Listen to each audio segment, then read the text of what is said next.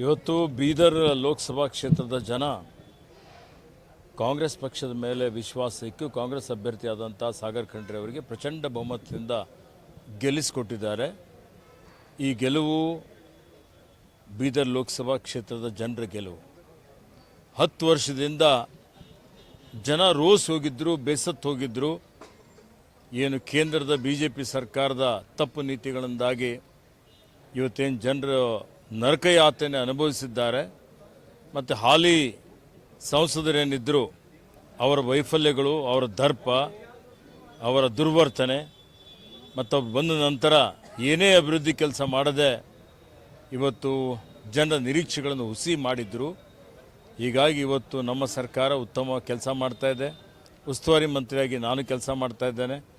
ನಾನಿರ್ಬೋದು, ರಹೀಮ್ ಖಾನ್ ಇರ್ಬೋದು, ರಾಜಶೇಖರ್ ಪಾಟೀಲ್ ಅವರು, BR ಪಾಟೀಲ್ ಅವರು, ಇಲ್ಲಿರುವಂಥ ನಮ್ಮ ಅನೇಕ ಜನ ಇವತ್ತೇನು ಪ್ರಮುಖ ಮುಖಂಡರಿಗೆ ಎಲ್ಲರೂ ಜಿಲ್ಲಾಧ್ಯಕ್ಷರು ಸೇರಿಕೊಂಡು ಸುಮಾರು ಜನ ಕಾಂಗ್ರೆಸ್ ಕಾರ್ಯಕರ್ತರು ಹಗಲಿರುಳು ಶ್ರಮ ಮಾಡಿದ್ದಾರೆ, ಪರಿಶ್ರಮ ಮಾಡಿದ್ದಾರೆ, ಬೆವರು ಸುರಿಸಿದ್ದಾರೆ.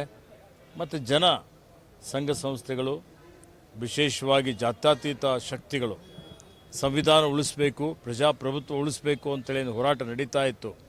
ಅವರೆಲ್ಲ ಶೋಷಿತರು, ಹಿಂದುಳಿದವರು, ಬಡವರು, ರೈತರು, ಕಾರ್ಮಿಕರು, ಮಹಿಳೆಯರು, ಎಲ್ಲ ವರ್ಗದ ಬಡ ಜನ ಇವತ್ತು ಕಾಂಗ್ರೆಸ್ ಪಕ್ಷದ ಜೊತೆಯಲ್ಲಿದ್ದರು, ನಮ್ಮ ಜೊತೆಯಲ್ಲಿದ್ದರು. ನಮ್ಮ ಗ್ಯಾರಂಟಿಗಳು ನಮಗೆ ಸಹಕಾರಿಯಾಗಿದ್ದಾವೆ.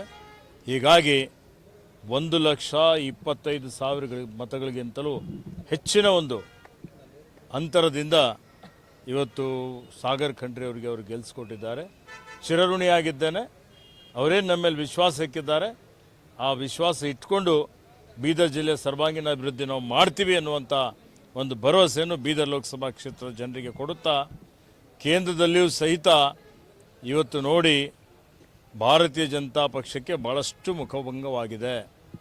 ಅವರು ಇವತ್ತು ಚುನಾವಣೋತ್ತರ ಸಮೀಕ್ಷೆಯನ್ನು ಮಾಡಿದರು. ಆ ಸಮೀಕ್ಷೆಯಲ್ಲಿ ಸುಳ್ಳೆ ಒಂದು ಭ್ರಮಾಲೋಕದಲ್ಲಿದ್ದರು.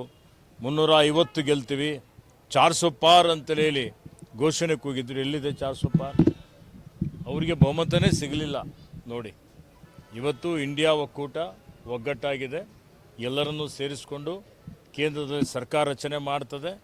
ಭಾಳಷ್ಟು ಬಡವರ ಕಲ್ಯಾಣ ಕಾರ್ಯಕ್ರಮಗಳು ಮಾಡಲಿಕ್ಕೆ ನಾವು ಯೋಜನೆಗಳು, ಕಾರ್ಯಕ್ರಮಗಳು ಹಾಕಿಕೊಂಡಿದ್ದೇವೆ. ಕೊಟ್ಟ ಮಾತಿನಂತೆ ಏನು ನಾವು ಕರ್ನಾಟಕದಲ್ಲಿ ನಡೆದಿದ್ದೇವೆ, ಅದೇ ರೀತಿಯಲ್ಲಿ ಕೇಂದ್ರದಲ್ಲಿಯೂ ಸಹಿತ ಕೊಟ್ಟ ಭರವಸೆಗಳನ್ನು ಈಡೇರಿಸ್ತೇವೆ, ಕೊಟ್ಟ ಮಾತಿನಂತೆ ನಡೀತೇವೆ ಮತ್ತು ಉತ್ತಮವಾದಂಥ ಒಳ್ಳೆಯ ಆಡಳಿತ ಕೊಡ್ತೇವೆ ಅನ್ನುವಂಥ ಒಂದು ಮಾತನ್ನು ಹೇಳಲಿಕ್ಕೆ ಬಯಸ್ತೇನೆ.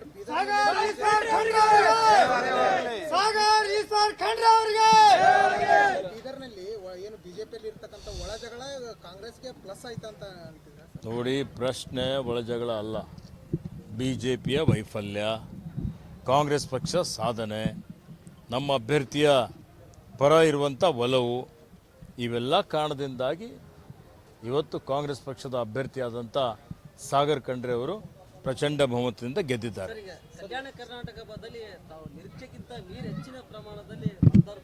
ಕಲ್ಯಾಣ ಕರ್ನಾಟಕದಲ್ಲಿ ನೋಡಿ, ಇವತ್ತು AICC ಅಧ್ಯಕ್ಷರ ತವರೂರು.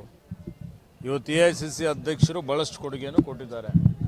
ಮಾನ್ಯ ಸಿದ್ದರಾಮಯ್ಯಜಿಯವರು, DK ಶಿವಕುಮಾರ್ ಅವರು ಕಲ್ಯಾಣ ಕರ್ನಾಟಕಕ್ಕೆ ಭಾಳಷ್ಟು ಅನುದಾನ ಕೊಟ್ಟಿದ್ದಾರೆ.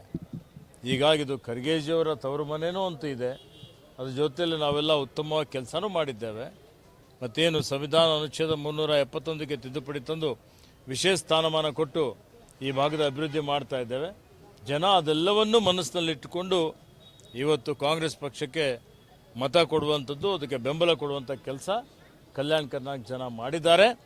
ಹೀಗಾಗಿ ಕಲ್ಯಾಣ ಕರ್ನಾಟಕದ ಎಲ್ಲ ಜನರಿಗೆ 5ಕ್ಕೆ5 ಕಾಂಗ್ರೆಸ್ ಪಕ್ಷದ ಅಭ್ಯರ್ಥಿಗಳು ನಾವು ಗೆದ್ದಿದ್ದೇವೆ.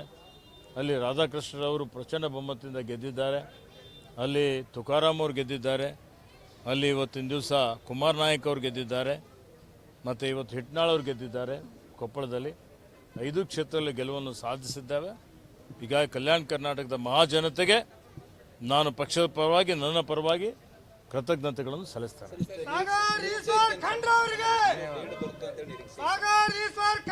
ನಿರೀಕ್ಷೆಗೆ ಮೀರಿ ಲೀಡ್ ಬಂದಿದೆ. ನಮ್ಮ ನಿರೀಕ್ಷೆಗೆ ಮೀರಿ ಲೀಡ್ ಬಂದಿದೆ.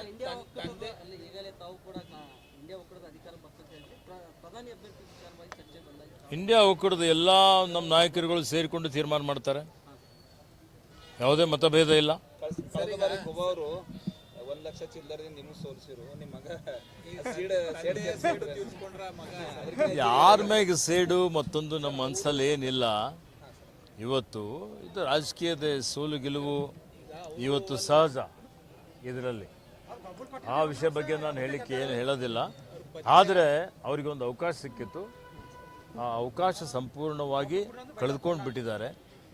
ಅವರಿಗೆ ಅಧಿಕಾರ ಇದ್ದಾಗ ಲೋಕಸಭೆ ಸದಸ್ಯರಾಗಿ, ಕೇಂದ್ರ ಸಚಿವರಾಗಿ ಏನು ಸೇವೆ ಮಾಡಬೇಕಾಗಿತ್ತು, ಜನ ನಿರೀಕ್ಷೆ ಇದ್ದು, ಅವೆಲ್ಲ ನಿರೀಕ್ಷೆ ಉಲ್ಟಾ ಪುಲ್ಟಾ ಆಗಿ ಏನೂ ಕೆಲಸ ಮಾಡದೇ ಇದ್ದ ಕಾರಣ ಜನ ಅವರಿಗೆ ತಿರಸ್ಕಾರ ಮಾಡಿದ್ದಾರೆ.